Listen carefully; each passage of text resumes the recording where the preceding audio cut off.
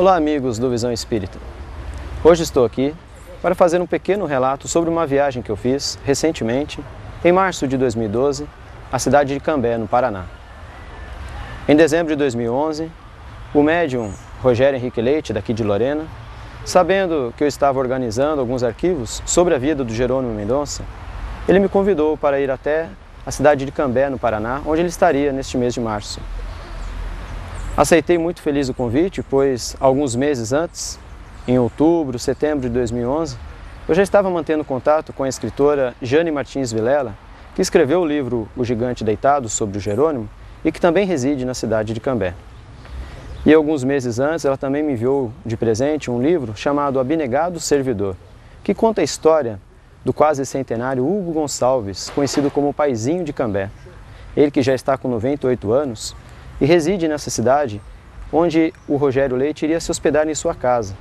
Então eu fiquei muito feliz quando ele me convidou para poder se hospedar junto com eles, porque ali eu poderia, além de conhecer o Paizinho, o Hugo Gonçalves, eu poderia também colher relatos sobre o Jerônimo Mendonça, porque ali Jerônimo Mendonça diversas vezes pousou, se hospedou, assim também como outros do Espiritismo, como Leopoldo Machado, Urbano de Assis Xavier, José Soares Cardoso, Divaldo Pereira Franco, Raul Teixeira e tantos outros espíritas, sempre quando passam ali naquela região, e passavam aqueles que já desencarnaram, se hospedavam na casa do Paizinho. Então eu fiquei muito feliz quando recebi este convite.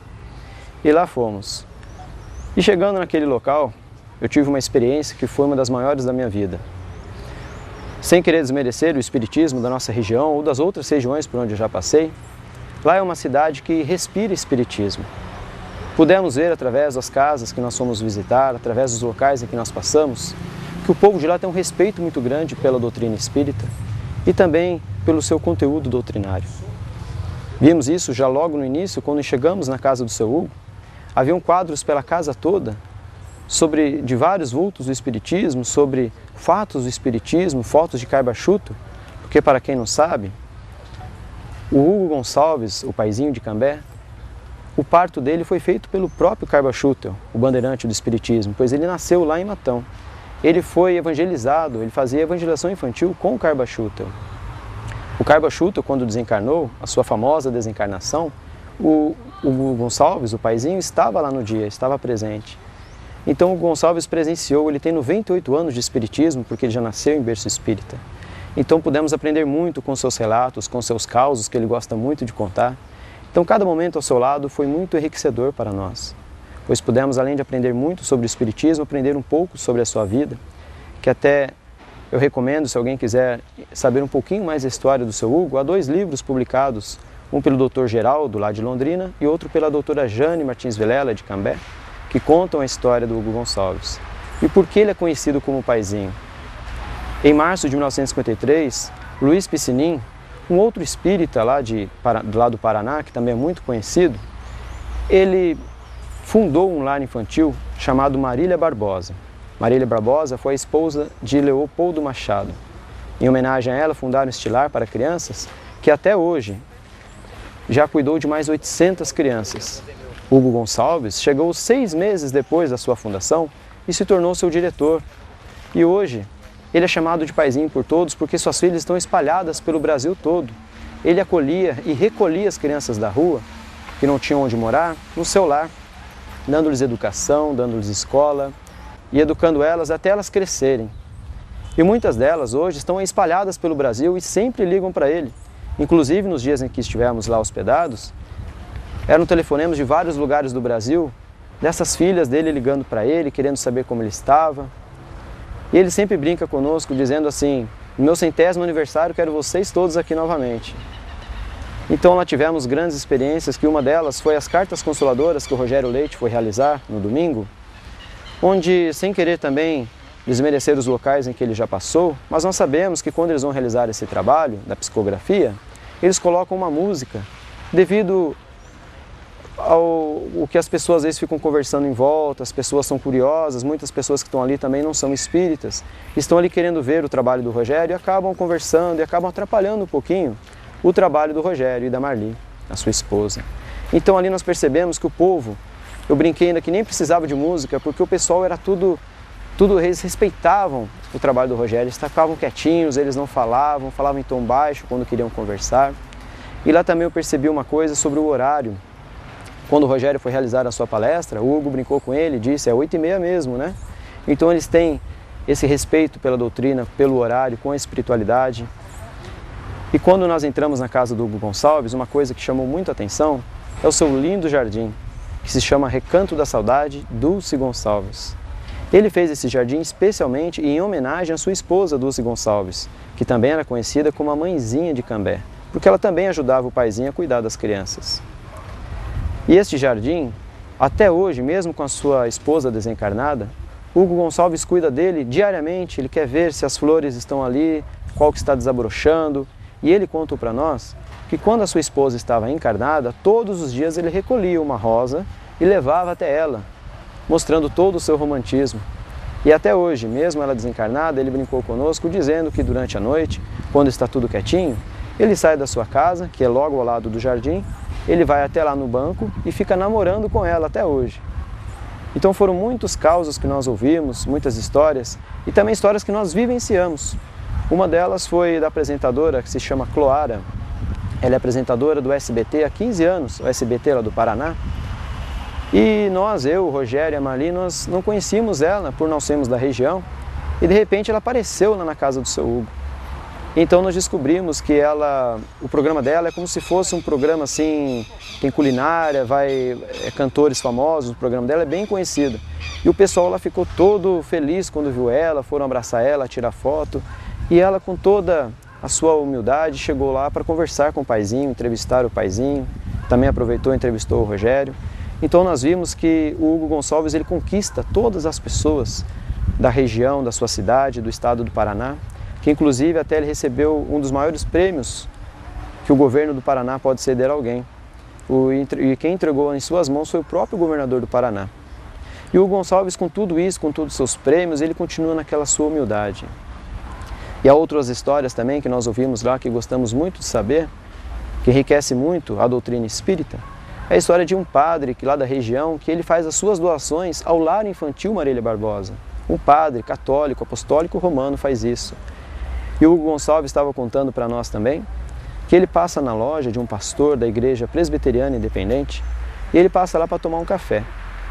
E certa vez esse pastor chegou nele e disse assim, olha seu Hugo, eu gostaria muito de um dia no seu centro espírita ouvir uma palestra. E o seu Hugo convidou. Só que no dia que o pastor foi até lá, ele não foi sozinho, ele levou todos os fiéis da sua igreja para poderem assistir a palestra. E ficaram lá assistindo. E o seu Hugo, como de costume, senta na primeira fileira e fica lá também assistindo a palestra. E quando o palestrante estava fazendo a sua oratória, ele estava indo muito bem. Quando chegou no finalzinho da palestra, ele foi começar a falar do batismo, falar mal do batismo com respeito aos protestantes. Imediatamente o seu Hugo se levantou e pediu para que o palestrante se retirasse. Aquele ato do seu Hugo, do paizinho, fez com que o pastor chegasse até ele e disse, olha seu Hugo, o que você fez foi muito bom, gostei muito do que você fez. Porque se ele continuasse falando, eu não sei o que nós faríamos aqui. Então o seu Hugo mostrou o respeito que ele tem pelas outras religiões, num gesto ecumênico muito grande, e também com respeito aos palestrantes. Todo palestrante que vai lá, ele percebe que o palestrante, como se diz na gíria, ele dá uma escorregada, ele vai lá e corrige o palestrante. Então nós vemos o respeito que o seu Hugo tem pela doutrina e aquelas pessoas também da região têm. E para encerrar, gostaria de fazer mais um relato. Quando foi no sábado às 8 horas da manhã, ouvimos um barulho de caminhão entrando dentro do lar espírita, do lar infantil. Ali é assim, tem a casa do seu Hugo, atrás já é o lar infantil, dá 2 quarteirões. Já tem o centro espírita Allan Kardec, é tudo junto. E a gráfica que produz o jornal O Imortal. É tudo junto, é uma junção só. E esse caminhão estava manobrando com várias cestas de verduras, de frutas. E eu perguntei ao paizinho o que era aquilo, ele me disse que todos os sábados este caminhão vai até o Ceasa, recolheu os alimentos que eles doam todos os sábados, e eu fiquei analisando de longe, eles ficam ali, a todo momento chega voluntários e mais voluntários, eles vão separando todos aqueles alimentos em sacolas, com os nomes das pessoas, o dia inteiro, o sábado inteiro.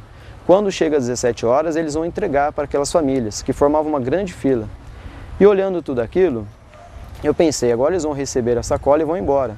Não, O pessoal lá do Centro Espírita, eles ainda aplicam passe nas pessoas que vão receber essas sacolas. Então tudo aquilo para mim foi um grande aprendizado, eu aprendi muita coisa lá. E o último caso que eu lembrei agora, também é de uma empresa multinacional, que este empresário, que não é espírita, ele doa sempre doces e pacotes de doce, caixas de doce para o seu Hugo, para distribuir às crianças do lar. E nós presenciamos lá que as crianças voltam da escola e passam no Centro Espírita, lá no escritório do seu Hugo, para pedir o doce para ele. E o seu Hugo entrega com todo carinho, com todo amor, um saquinho de bala, pirulito, doces. Então são coisas que nós presenciamos e que ficamos muito felizes que existe isso na doutrina espírita no Brasil e que eu acho que todas as regiões, todas as federações, todos os centros espíritas, se pudessem adotar este mesmo método que o seu Hugo adota lá, que o pessoal adota lá, a Jane Martins Vilela, o Dr. José Antônio Vieira de Paula, a Célia Xavier de Camargo, todos esses espíritas que nós tivemos contatos e que nós vimos a forma que eles tratam o espiritismo, eu acho que a doutrina espírita e o movimento espírita seria diferente no Brasil. Então é isso, é um pouquinho só do que eu gostaria de passar para vocês, essa experiência que nós tivemos lá, que foram alguns dias que vivenciamos tudo isso e que espero poder ter passado alguma coisa para vocês. E tudo isso que eu vivenciei lá, que eu vi lá, são pessoas que fazem a diferença. Você é espírita? Repito, você é espírita? Então, esqueça Kardec. Repito, se você é espírita, então esqueça Kardec. É isto mesmo que você ouviu. Esqueça Kardec. Calma, pessoal. Vou explicar o que estou querendo dizer. Trata-se de uma campanha para esquecer livros de Kardec e que você pode colaborar porque é muito simples e fácil. Você pega um livro dos Espíritos ou o Evangelho segundo o Espiritismo e esquece, num banco ou num ponto de ônibus, num banco de metrô, num consultório médico, em lugares públicos e por aí vai. É uma maneira de você esquecer caridosamente obras de Kardec para que muita gente seja beneficiada com isto, além de estar divulgando o Espiritismo. Veja que na imagem que estamos mostrando, se você quiser, ponha uma pequena tarja com estas duas frases. Por que eu achei este livro? Coincidência não existem. Lembremos das palavras de Emmanuel. A maior caridade que podemos fazer com o Espiritismo é a sua divulgação. Portanto, você esquecendo o livro que seja, você já está fazendo a diferença. Participe, esqueça Kardec.